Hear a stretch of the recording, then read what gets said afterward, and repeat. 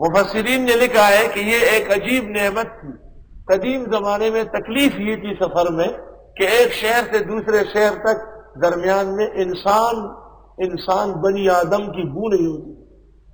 اوہو، تو لوگ انتظار کرتے ہیں کہ جب 40-50 جمع ہو گئے تو پھر قافلہ روانہ ہو گیا.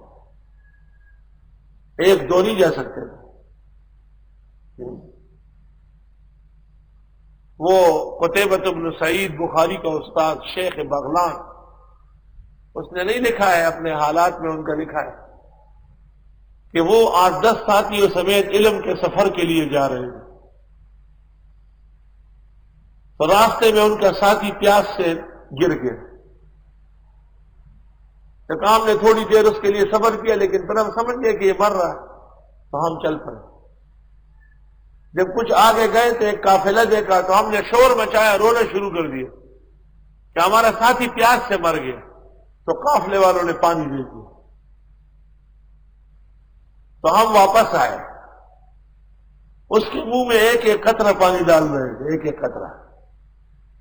تو تھوڑی دیر بعد اس نے آنکھیں کھولی، اٹھ گئے اور پھر ہمارے ساتھ پڑھنے کے لیے روانہ ہو. اور قتیبہ بن سعید نے کہا ہے کہ میری والدہ نے 100 کلچے پکائے تھے، کلچے فقیر روٹائی، وہ میٹھے کوپ جو ہوتے ہیں نان. تو کہا کہ بس سبق پڑھنے کے بعد جب بھوک لگتی تھی تو ایک کلچا پانی میں ڈال دیتا تھا، 2-3 گھنٹے میں وہ نرم ہو جاتا، اسے کھا لیتا تھا. 100 سبق پڑھنے کے بعد واپس گھر گیا تو ماں نے مجھے 100 کلچے اور دے دی. 100 اس لیے کہ زیادہ اٹھا نہیں سکتا. اس قدر مشکلات کے ساتھ اکابر امت نے سبق پڑھا، علوم حاصل کیے.